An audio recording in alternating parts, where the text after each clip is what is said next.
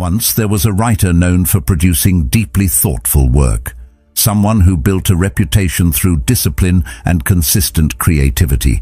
Piece after piece, the ideas came, each one sharper than the last, each one resonating. From the outside it looked effortless, like a mind that never ran dry. But at some point that flow stopped, and the more pressure they put on themselves to create something meaningful again, the more distant it became.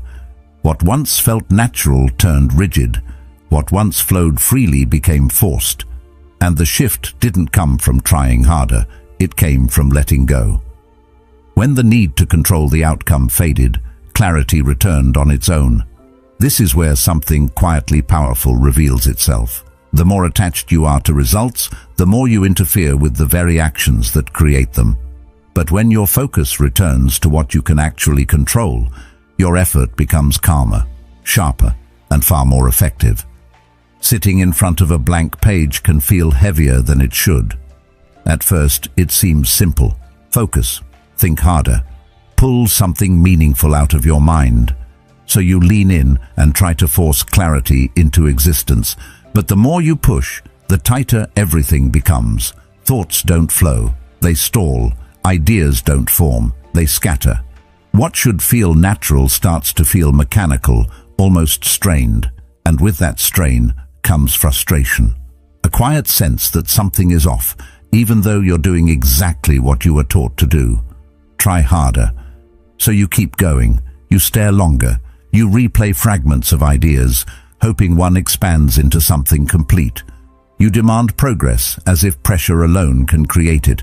But instead of movement, there's resistance.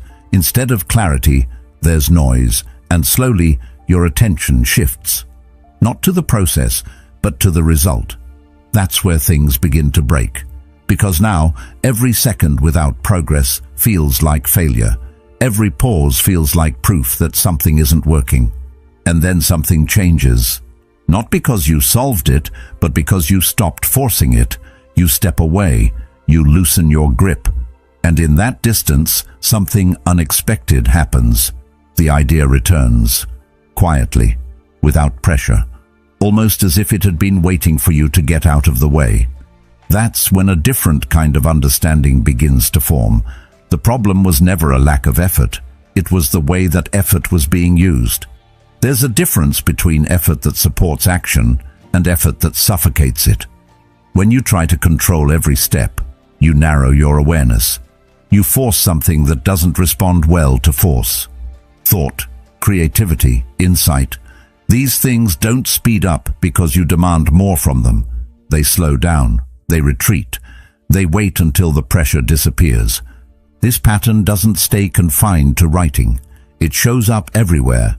The more you try to force a specific outcome, the more unnatural your actions become. You hesitate where you shouldn't. You overcorrect. You start calculating instead of responding, and that calculation breaks your rhythm. Instead of moving forward, you pause, you question, you second-guess. What once felt automatic becomes effortful, and that effort creates friction, not in the world around you, but within you. This is where the Stoic perspective becomes clear. You can act, you can prepare, you can focus, but the outcome itself is not yours to control, and the moment you try to control it directly, you create tension, because now you're reaching beyond what actually belongs to you. That tension doesn't always feel like tension. Sometimes it feels like responsibility, like you're doing everything you can to make things work. But underneath it, there's pressure, a constant need for something to happen, and that need distorts your actions. The blank page becomes more than a page. A conversation becomes more than a conversation. Everything turns into a test, something to prove, something to secure. And once that happens, the process begins to collapse, because you're no longer engaged with what you're doing. You're engaged with what you want it to lead to. And that shift, even if it's subtle, is enough to disrupt everything. There's a quiet principle behind all of this. The more you try to control what isn't yours, the less effective you become in what is. But when that attachment loosens, something else takes its place. a kind of steady focus. You're still acting, still moving, but there's less tension behind it. You're not constantly checking for results. You're not measuring every step. You're simply doing what's in front of you, and in that state, your actions become cleaner, more precise, more aligned. Not because you're forcing them, but because you've removed what was interfering. So when you look back, it becomes clearer. Nothing was missing, not ability, not discipline. What was missing was space. Space for the mind to move without pressure, space for action to unfold without constant interference. And once that space returns, everything begins to work differently. Not perfectly, not instantly, but steadily, naturally. The results you were chasing begin to appear, not because you forced them into place, but because you stopped getting in their way. If this way of thinking resonates with you, then subscribing isn't just about watching more content. It's about continuing to refine how you think, how you act, and how you respond under pressure. So if you're choosing that path, consider subscribing as a quiet step toward a clearer and more disciplined mind. And that space is easily overlooked because it doesn't feel like action. It feels like stepping back, like letting go, like doing less. But in reality, it's what allows everything else to function properly. Without it, effort becomes counterproductive. With it, even simple actions begin to carry more weight. This is the quiet paradox at the center of it all. The more tightly you grip the outcome, the more it slips away. But when you release that grip, even slightly, things begin to align. Not because you stopped trying, but because you started trying in a way that no longer works against you. There's something subtle that begins to unfold once you step back from that first moment of frustration. It doesn't stay confined to a blank page or a single task. It stretches outward into other areas, quietly repeating itself in ways that are easy to overlook. The same tension that blocks creativity begins to appear in conversations, in decisions, in performance. It's not always obvious, but the pattern is consistent. The harder you try to force a specific outcome, the more unnatural your actions become. And when actions lose their natural rhythm, the result you're chasing starts to drift further away. At first, it feels like the solution is simple. Just apply more effort, focus harder, care more. That's what most people are taught, and in many situations, that approach works. But there are certain processes that don't respond well to pressure. They require something different, something less aggressive and more aligned. When the mind becomes overly fixated on results, it begins to operate in a distorted way. Instead of responding to what's happening, it starts trying to control what hasn't happened yet. And that shift creates a kind of internal friction that quietly undermines everything. You can feel this most clearly in moments where performance matters. When attention shifts away from the task itself and toward the outcome, something changes. Movements that were once automatic become deliberate. Thoughts that were once fluid become fragmented. You begin to monitor yourself in real time, analyzing each step instead of simply taking it. And in doing so, you interrupt the very process that allows you to perform well. It's not that your ability disappears, it's that your connection to it weakens. This is where the breakdown begins. Not because of a lack of skill, but because of an excess of interference. The mind starts to calculate instead of act. It tries to predict instead of respond. And while that might seem like a smart approach, it often leads to hesitation. Every action becomes filtered through expectation. Every decision becomes weighed against a future result. And in that constant evaluation, the present moment gets lost. There's a line from Epictetus that captures this shift with surprising clarity. Make the best use of what is in your power, and take the rest as it happens. The simplicity of that idea is easy to miss. When attention stays within what is actually controllable, action remains steady. But when it extends beyond that, trying to shape outcomes directly, tension builds, and that tension doesn't improve performance. It disrupts it. What's interesting is that this doesn't feel like interference when it's happening. It feels like responsibility. It feels like you're taking things seriously, like you're doing everything you can to make something work. But beneath that, there's a kind of strain that builds. A sense that you're trying to hold everything together at once, and the more you try to maintain that control, the more unstable it becomes. There's a natural rhythm to effective action. It doesn't mean things are easy, and it doesn't mean there's no effort involved. But the effort is directed, focused, and grounded in the present. When that rhythm is intact, actions follow one another without hesitation. There's no need to constantly check, adjust, and reassess every step. The process carries itself forward. But when the mind becomes attached to the outcome, that rhythm is interrupted. Instead of moving forward, you pause. You reconsider. You question whether what you're doing is enough, whether it will lead to the result you want. And that hesitation breaks the flow. It introduces gaps where there shouldn't be any. It replaces momentum with uncertainty.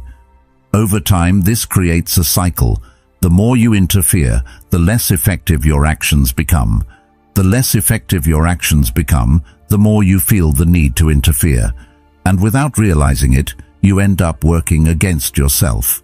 Not because you lack discipline or effort, but because the effort is being applied in a way that disrupts the process. This is where awareness starts to matter, not in a dramatic way, but in a quiet shift of attention. Instead of trying to control everything, you begin to notice where your influence actually ends. You start to recognize that certain outcomes can't be forced, no matter how much you want them to be. And that realization changes how you approach things. It doesn't make you passive. It doesn't reduce your effort. If anything, it refines it. You begin to place your attention more carefully, focusing on what you can actually do rather than what you hope will happen. And in doing so, you remove the unnecessary pressure that was clouding your actions. The result of that shift is subtle but significant. Actions become cleaner. Decisions become quicker. There's less second-guessing, less hesitation. Not because you suddenly have more certainty, but because you're no longer trying to control what can't be controlled. You're working within the limits of your influence instead of pushing against them. And within those limits, something starts to open up. There's more room to respond to what's actually happening rather than what you fear or expect might happen. Your attention becomes more grounded, more present. And in that state, performance improves. Not through force, but through alignment. This pattern keeps repeating itself, not as a problem, but as a signal. Every time you feel that tension, that urge to force an outcome, it's an indication that your focus has shifted beyond what you can control. And each time you bring it back even slightly, you restore that natural rhythm. So the issue was never about trying too little. It was about trying in a way that interferes, and once that becomes clear, the approach changes. Effort remains, but it becomes quieter, more precise, less reactive. And in that shift, the process begins to work the way it was meant to all along.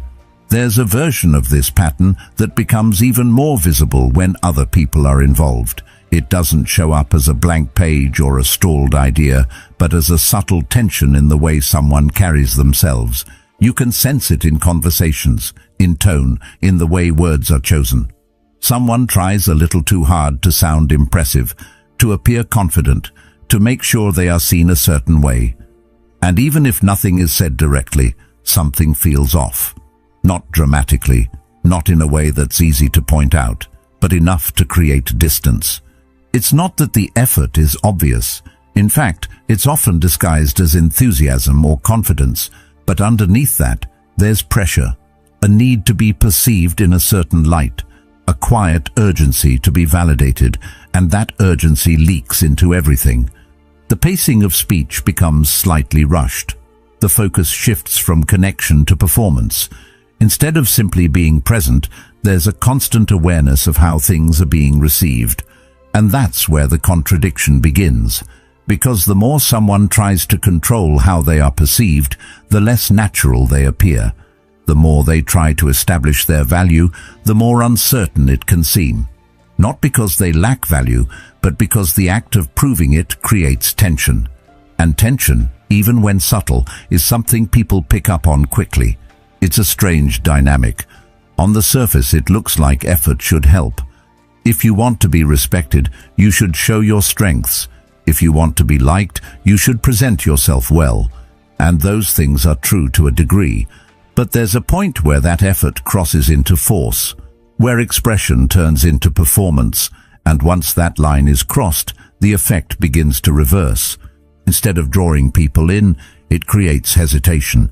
Instead of building trust, it raises quiet questions, not conscious ones, but impressions. A sense that something is being pushed rather than revealed. And most of the time this isn't intentional, it's driven by something deeper. A need to secure a certain outcome, to ensure that others see you in a specific way. That need changes everything. It shifts your attention away from the moment and onto the impression you're trying to create. You start adjusting yourself in real time, filtering your words, measuring your reactions. And while that might seem like control, it actually reduces your ability to respond naturally. You're no longer engaging fully with what's happening. You're managing it. This is where the disconnect forms, because real connection doesn't come from control. It comes from presence, from being fully engaged without constantly checking how you're being perceived. And the moment that presence is replaced by performance, something is lost. Not dramatically, but enough to be felt. There's a line from Seneca that quietly points to this. Care more for a good conscience than for what others say of you. It's not a rejection of others, but a shift in focus. When your attention is grounded internally, your actions become more stable. But when it's tied to external approval, it becomes reactive. You begin to adjust based on imagined responses rather than actual ones.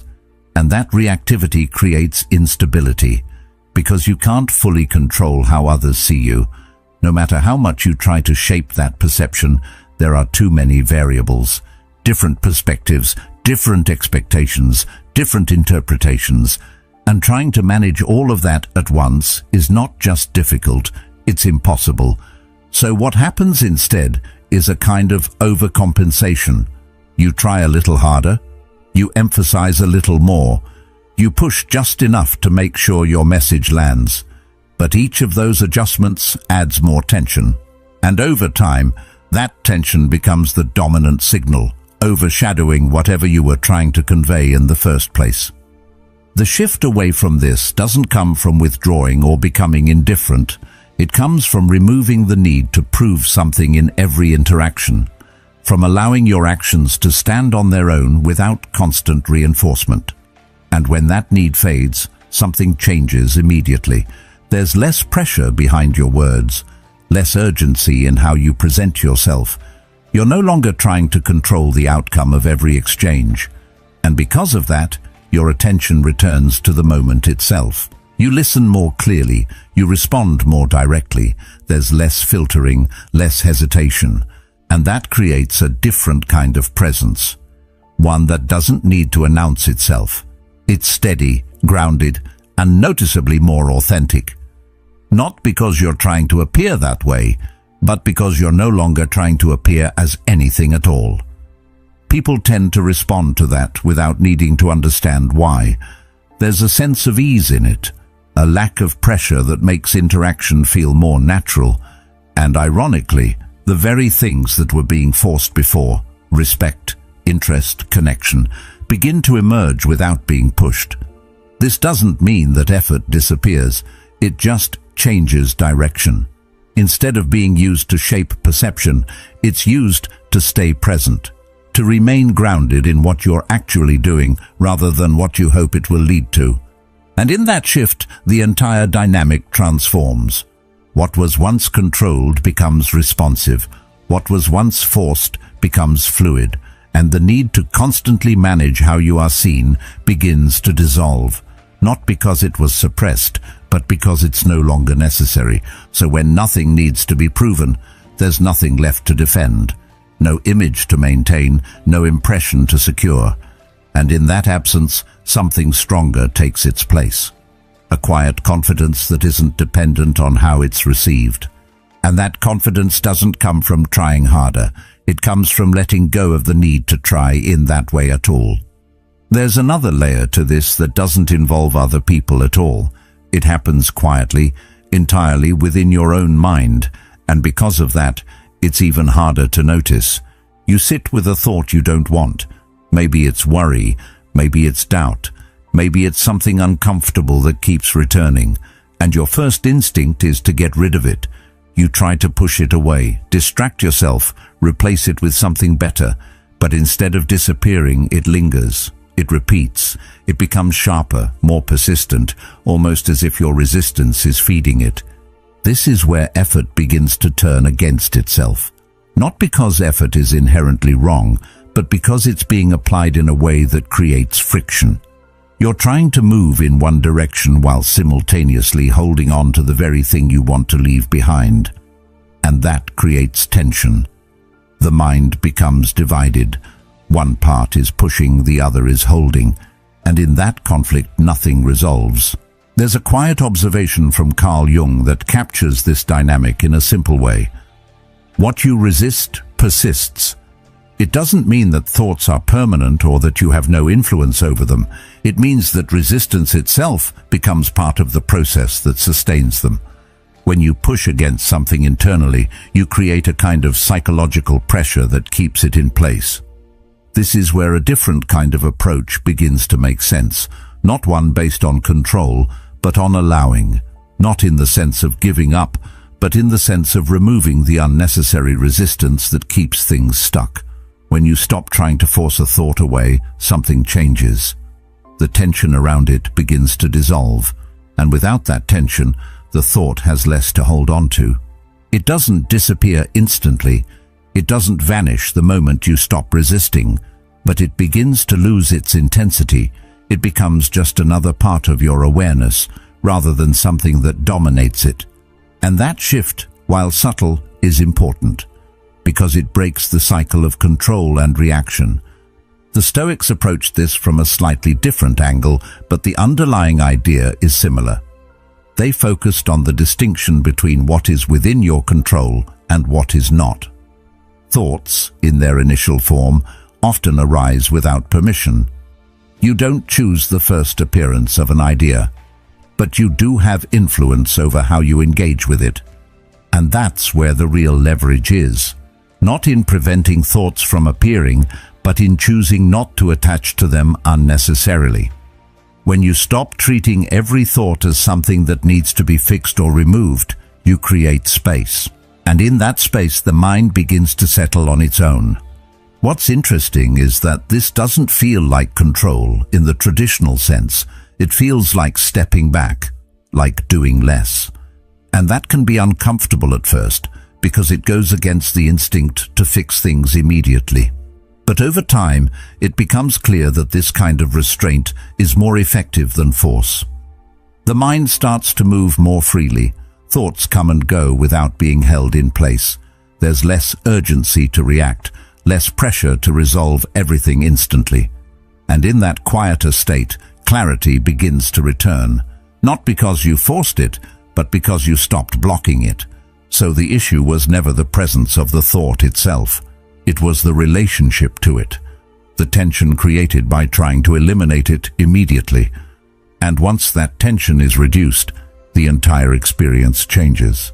Instead of being trapped in a cycle of resistance, you're able to observe without reacting, to notice without attaching.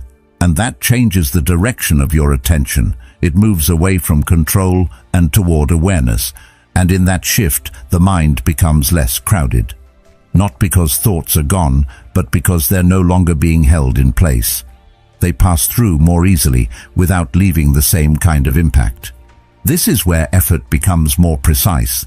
Instead of being used to fight against your own mind, it's used to remain steady within it, to maintain a certain level of clarity without trying to force it into existence. And once that becomes familiar, the pattern is easier to recognize. Each time you feel that urge to push something away, you see it for what it is. Not a solution, but a source of friction. And in choosing not to engage with it in the same way, you allow the process to unfold differently. So the mind doesn't need to be controlled as much as it needs to be understood. And once that understanding is in place, the need for force begins to fade. Creativity seems like something that should respond to effort. It feels reasonable to assume that the more you push, the more you should get in return. Sit down, focus, think harder, and something meaningful should emerge. That's how most forms of work operate, so it's easy to expect the same here. But creativity doesn't follow that pattern.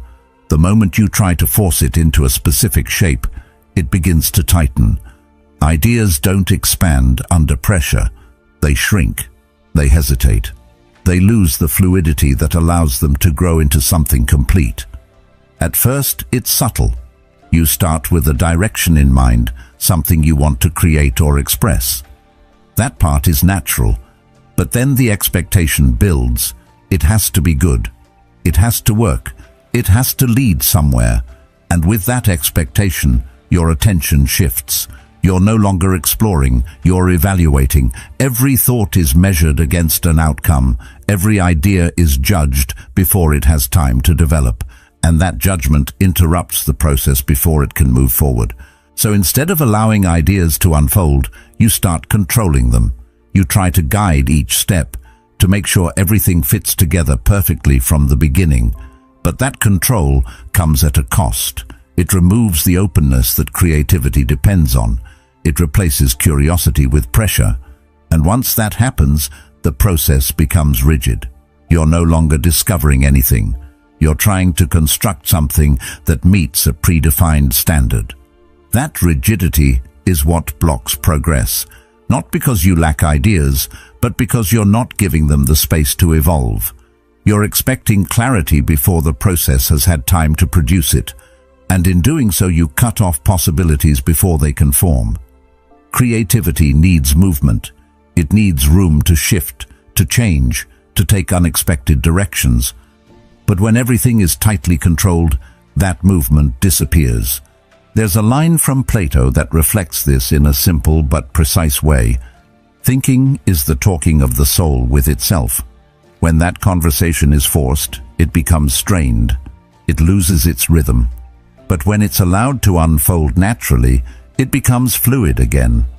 Ideas don't need to be pulled out. They need to be listened to. And that requires a certain level of patience. This doesn't mean effort disappears, it just changes its role. Instead of being used to force results, it's used to stay engaged with the process, to keep showing up without demanding immediate outcomes. That kind of effort is quieter. It doesn't push as aggressively, but it sustains the conditions that creativity depends on. The difficulty is that this approach feels counterintuitive. It feels like you're doing less, even though you're actually doing something more precise. You're removing the pressure that disrupts the process. You're allowing ideas to form at their own pace instead of trying to accelerate them. And while that might seem slower, it's often more effective.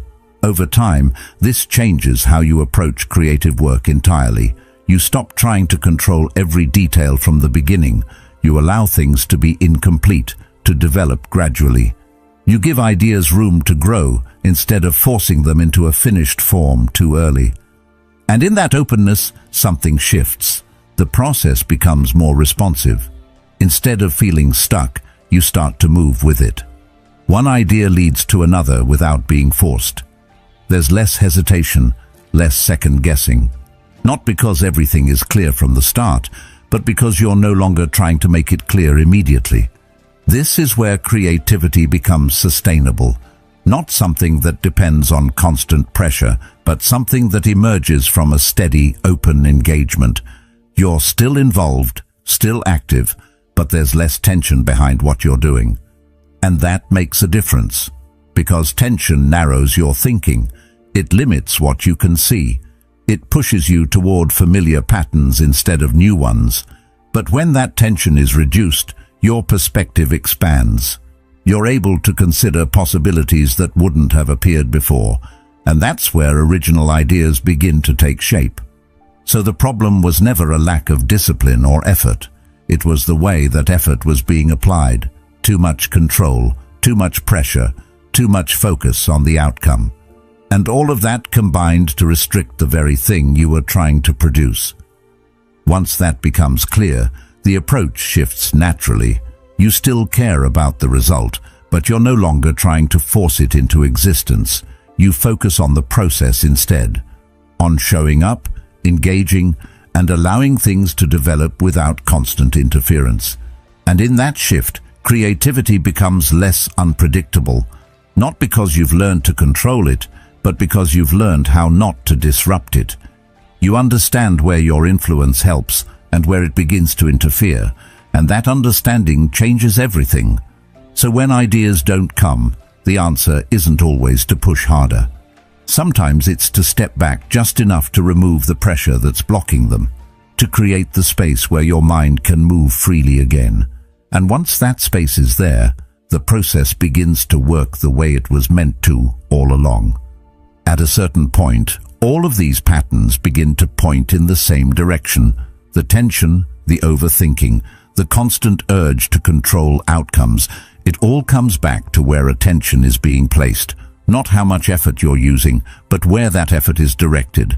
And this is where a more grounded perspective starts to make a difference, because without it, it's easy to fall into the habit of trying to manage everything at once, even the parts of life that were never yours to control in the first place. The Stoics approach this with a kind of clarity that cuts through the confusion. They didn't complicate it. They reduced it to a simple distinction. There are things that are within your control and things that are not. Your effort, your focus, your decisions, those belong to you. But outcomes, reactions from others, timing, external events, those do not. And when that line becomes blurred, tension begins to build almost immediately. The more your attention drifts into what you can't control, the less stable your actions become. Not because you lack ability, but because your focus is divided. Part of you is trying to act, while another part is trying to predict and manage the result of that action. And those two directions don't align. They pull against each other. One is grounded in the present, the other is fixed on an uncertain future. There's a line from Epictetus that captures this division with precision. Some things are up to us, and some things are not. It sounds almost too simple, but that simplicity is exactly what makes it effective. Because when you actually apply it, the difference is immediate. The moment you bring your attention back to what is yours, your effort, your choices, your response, the noise begins to settle. You stop trying to control how things will turn out. Not because you don't care, but because you recognize that caring doesn't give you control. It only adds pressure when it's directed at the wrong place. And that shift changes how you move. There's less urgency to force results, less need to overcorrect every step. Your actions become more precise. Not rushed, not hesitant, just clear. You do what needs to be done without layering it with unnecessary expectation. And because of that, there's less friction in the process. You're no longer working against yourself by trying to manage outcomes that aren't yours to manage. This doesn't remove uncertainty, that part remains, but it changes how you relate to it. Instead of trying to eliminate it, you work within it.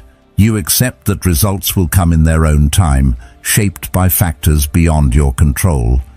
And that acceptance removes a significant amount of tension from your actions.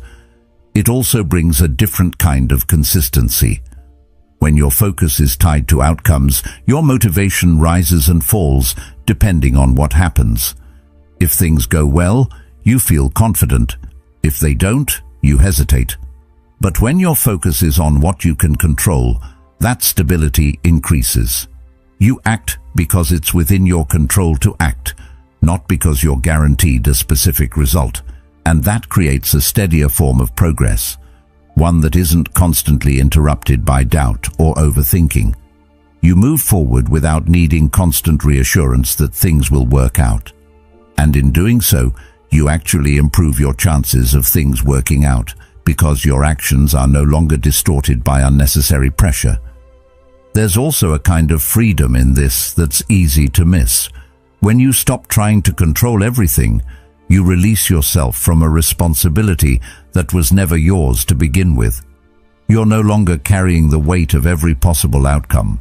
You're focused on what you can actually influence. And that focus is lighter, more manageable, more effective. This is where clarity starts to replace confusion. Decisions become simpler because they're based on what you can do, not on what might happen. You're no longer trying to calculate every possible result before taking action. You're responding to the present moment with the information you have, and that's enough. Over time, this changes how you experience effort itself. It becomes less strained, less reactive. You're still engaged, still committed, but there's less tension behind it. You're not forcing things into place. You're allowing them to unfold while doing your part with precision. And that precision matters, because when your actions are aligned with what you can control, they become more effective. Not because you've guaranteed the outcome, but because you've removed the internal obstacles that were getting in the way. There's less hesitation, less second-guessing, more direct movement. This is the same pattern showing up again, just in a more grounded form. The less you try to control what isn't yours, the more effective you become in what is. The more you release your grip on outcomes, the more clearly you're able to act. So the shift isn't about doing less. It's about doing what actually belongs to you and letting the rest move on its own. And once that line becomes clear, the tension that once felt unavoidable begins to fade. What's left is something quieter, but far more stable, a way of moving through things without constantly trying to control them. And in that steadiness, your actions begin to carry the kind of clarity that doesn't need to be forced. Something shifts when you stop caring in this specific way, and it's not the kind of shift most people expect. It doesn't make you passive.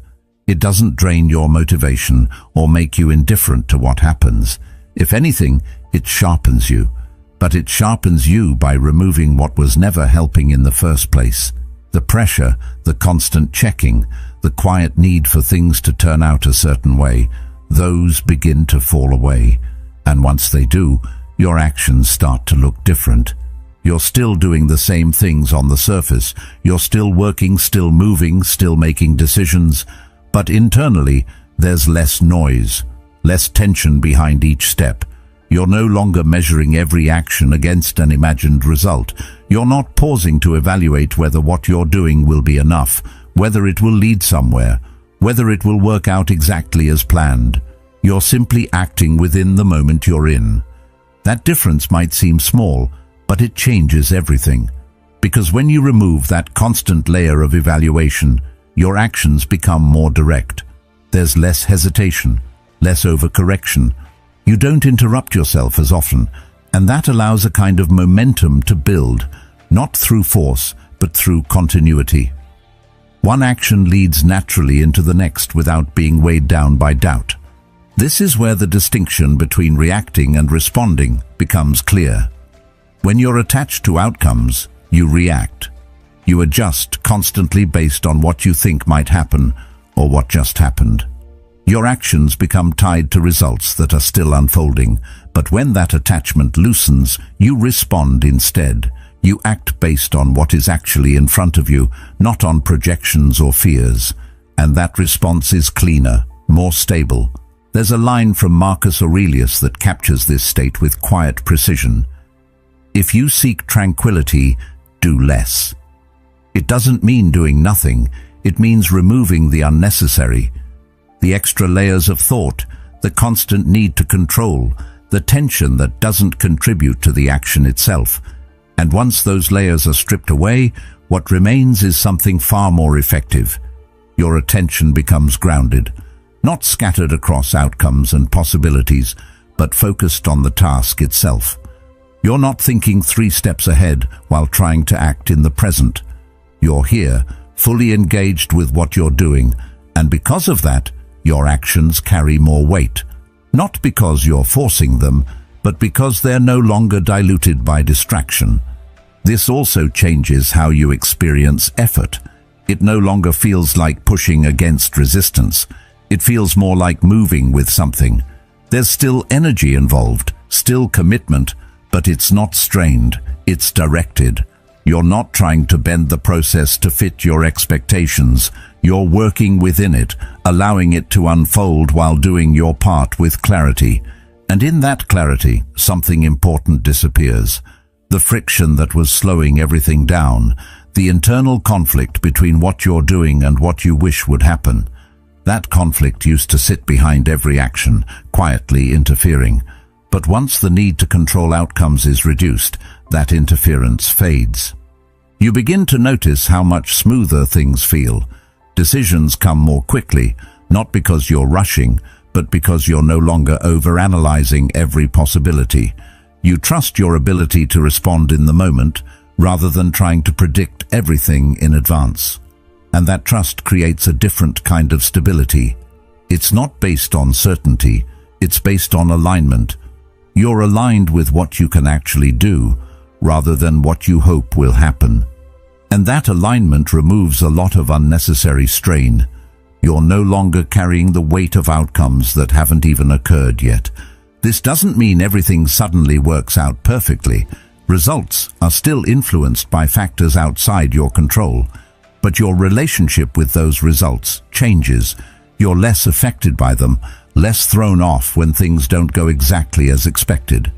And because of that, you're able to continue acting without disruption. That continuity is what makes the difference over time. Not a single perfect action, but a steady flow of clear, undistorted ones. Actions that aren't constantly being interrupted by doubt or pressure. And as those actions accumulate, they naturally lead to better outcomes. Not because you forced those outcomes into place, but because you removed what was getting in the way of reaching them. The process was always capable of producing results. It just needed to function without interference. There's also a quiet confidence that begins to form in this state, not the kind that needs to prove itself, but one that comes from experience. You see that when you act without unnecessary pressure, things tend to move more smoothly. You trust that process more, not because it guarantees anything, but because it works consistently, and that trust reinforces the shift. It makes it easier to let go of the need to control everything, to focus on what's in front of you and allow the rest to unfold. Not as a passive choice, but as a deliberate one. So what really changes isn't your level of effort, but the quality of it. You're no longer pushing against yourself. You're no longer dividing your attention between action and outcome. You're fully engaged in what you're doing, and that engagement carries you forward. And in that forward movement, something becomes clear. The results you were trying to force begin to appear, not all at once, not perfectly, but steadily. And they come not because you chased them harder, but because you stopped interfering with the actions that create them. What remains is a cleaner way of moving through things, one that doesn't rely on force, but on clarity. And that clarity, once it's established, tends to carry everything else with it. There's a quiet strength in letting go of what was never yours to control, not giving up, not stepping back from effort, but removing the tension that was holding you in place. When you stop forcing, you start seeing clearly. When you stop chasing, you start moving forward. And in that shift, things begin to fall into place in a way that effort alone could never create. If this way of thinking resonates with you, there's another video on the screen that goes even deeper into this path. Take a moment and continue the journey.